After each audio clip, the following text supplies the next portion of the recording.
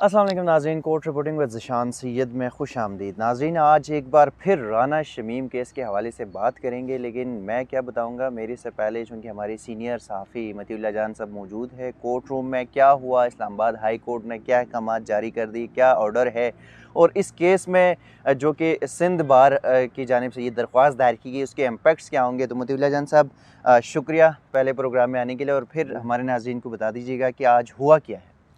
بنیادی طور پہ ایڈوکیٹ الدین احمد انہوں نے درخواست دائر کی تھی، جو سابق صدر ہیں سندھ ہائی کورٹ بار کے،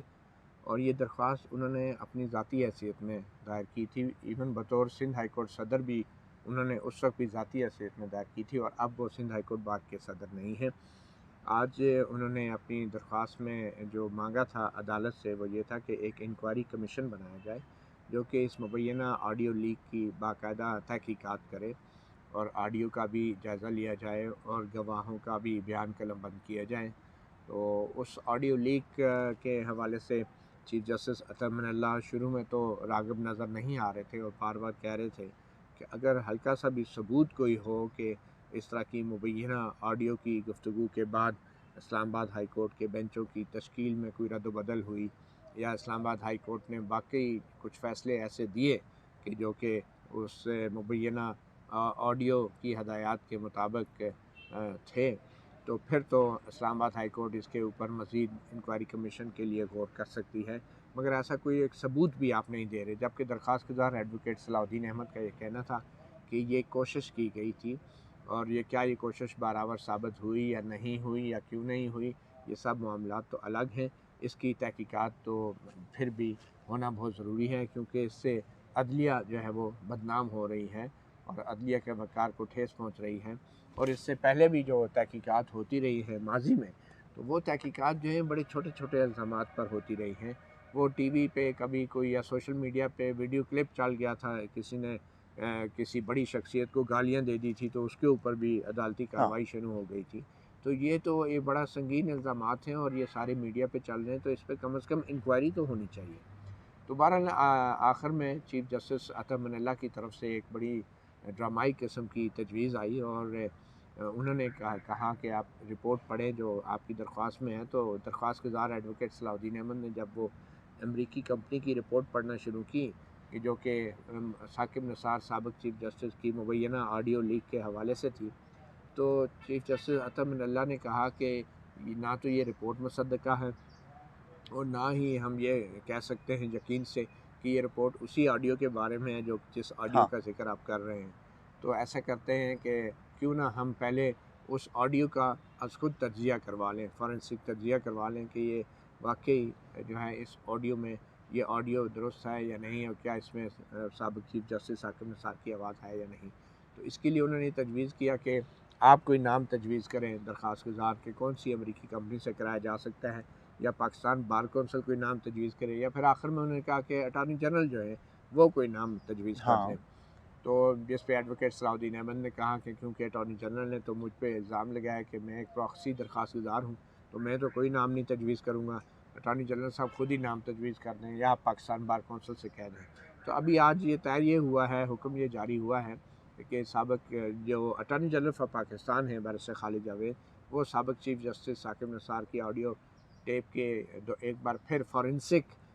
جائزے انالیسس کے لیے کسی امریکی کمپنی کا، بین الاقوامی شہرت کی حامل کمپنی کا، کسی بھی کمپنی کا نام تجویز کریں گے اٹارنی جنرل، اور اس کے بعد پھر درخواست گزار یا پاکستان بار کونسل جو ہے یہ سب بھی اس کے اوپر اپنی رائے دیں گے، اور پھر اس فورینسک رپورٹ کے بعد تجزیے کے بعد جو ہے وہ پھر آگے اسلام آباد ہائی کورٹ۔ تو بنیادی طور پہ اسلام آباد ہائی کورٹ نے اب از خود ہی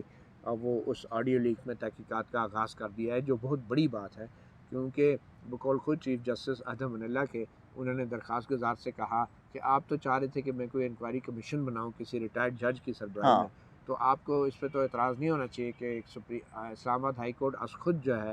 وہ اس کی انکوائری کر رہی ہے۔ تو اس پہ درخواست گزار نے کہا جی ان کو کوئی اعتراض نہیں ہے۔ تو اب میرے خیال میں ایک ہفتے کا موقع دیا ہے،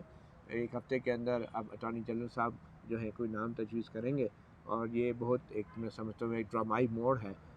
پہلی بار ہے عدالت کے اندر باقاعدہ طور پہ سابق چیف جسٹس ثاقب نصار کی آڈیو جو لیک شدہ آڈیو ہے اس کے فورنسک انالیسس کے لیے اب اسلام آباد ہائی کورٹ اقدامات اٹھا رہی ہے۔ مطلب جان صاحب یہ بتائیں کہ یہ جو اسلام آباد ہائی کورٹ نے آج کہہ دیا کہ اٹارنی جنرل کمپنی کا نام دے، پاکستان بار کونسل اس میں شامل ہوں گے اور یہ فرانزک انالیسس کرائیں گے، تو کیا ان کے جو اخراجات ہیں وہ عدالتی احکامات پر سرکار اٹھائے گی یا درخواست گزار اور پاکستان بار کونسل ان کے اخراجات اٹھائیں گے؟ جی ابھی عدالت نے یہ بھی کہا کہ ابھی انہوں نے یہ طے نہیں کیا، اب دیکھتے ہیں کہ اٹارنی جنرل کوئی نام اگر تجویز کرتے ہیں تو میرے خیال میں تو اخراجات اٹھانے کے حوالے سے اٹارنی جنرل کو اعتراض نہیں ہونا چاہیے، کیونکہ وہ بھی تو کہہ رہے ہیں کہ یہ آڈیو جھوٹی ہے۔ تو اب جب کہ انالیسز ہو ہی رہے ہیں تو اس کے اخراجات تو ظاہری بات ہے پھر اٹارنی جنرل کی اور حکومت پاکستان کو اٹھانے چاہیے، اور یہ ٹیکنیکلی یہ آڈٹ جو ہے وہ حکومت کے ذریعے ہی کرایا جائے گا، اور پھر اس کی جو رپورٹ آئے گی پھر اس سے کوئی فریق پیچھے تو نہیں ہٹ سکے گا۔ اچھا یہ بھی بتائیں کہ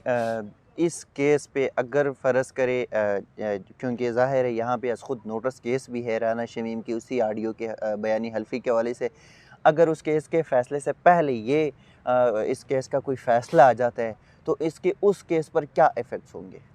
دیکھیں پہلی بات تو یہ ہے کہ وہ سو موٹو نوٹس نہیں ہے، وہ کنٹیمپٹ آف کورٹ کی کارروائی ہے۔ ٹھیک ہے، ہائی کورٹ جو ہے وہ کنٹیمپٹ آف، کیونکہ اس میں مبینہ طور پہ اس حلف نامے میں اسلام آباد ہائی کورٹ کے ایک معزز جج کا نام آیا تھا۔ دوسری بات یہ ہے کہ آبویسلی وہ کنٹیمپٹ آف کورٹ کیس بھی چل رہا ہے، لیکن تکنیکی اعتبار سے اس میں جو الزامات ہیں وہ تھوڑا مختلف نوعیت کے ہیں۔ اب ظاہری بات ہے ایک سابق چیف جج گلگت بلتستان کہہ رہا ہے کہ میرے سامنے سابق چیف جسٹس ثاقب نثار نے کسی کو ہدایات دی کہ ان کو باہر نہیں آنا چاہیے، ٹھیک ہے۔ اچھا اب یہی بات جو ہے وہ آڈیو میں ایکچولی سنائی دے رہی ہے، تو پہلے وہ آڈیو لیک ہوئی، اس کے بعد حلف نامہ سامنے آئے، تو بظاہر تو یہ لگتا ہے کہ شاید یہ وہی آڈیو ہے جو کہ سابق چیف جج گلگت بلتستان کی نظروں کے سامنے سابق چیف جسٹس ثاقب نثار نے فون کے اوپر جو بات کی تھی اس کی آڈیو، بظاہر یہ لگ رہا ہے، تو اس کا آپس میں تعلق تو ضرور بنتا ہے، مگر اس کے باوجود بھی اس میں الزامات اب یہ ہے، ظاہری بات ہے کہ اگر یہ آڈیو درست ثابت ہو جاتی ہے تو وہ میٹر جو ہے وہ یقیناً پینڈنگ میں چلا جائے گا، مگر پھر اس چیز کی جب اس آڈیو کے فورنسک آ جائے گی تو پھر ظاہری بات ہے پھر تحقیقات ہوں گی، جب تحقیقات ہوں گی تو میرے خیال میں اگر سابق چیف جج گلگت بلتستان رانا شمیم بطور گواہ اس آڈیو کی تحقیقات میں جب پیش ہوں گے تو پھر اس وقت یہ دونوں کیسز کو اکٹھا سننا پڑے گا۔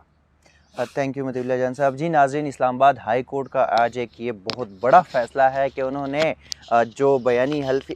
آڈیو لیک ہے ثاقب نثار کے، اس کے فرانزک کا فیصلہ کر لیا ہے۔ اٹارنی جنرل ہی نام دیں گے کسی کمپنی کا اور پاکستان بار کونسل اور اٹارنی جنرل جو ہے وہ بھی ساتھ ہوں گے، اور اسی جو مبینہ آڈیو ہے اس کا فرانزک کریں گے۔ تو اب 28 تاریخ تک کیس کی سماعت گئی ہے، اس میں جو بھی پروسیڈنگ ہوں گے آگے جو بھی اہم جو پیش رفت ہوگی ہم آپ کو آگاہ کرتے رہیں گے۔ تب تک کے لیے دیجیے گا اجازت، اللہ حافظ۔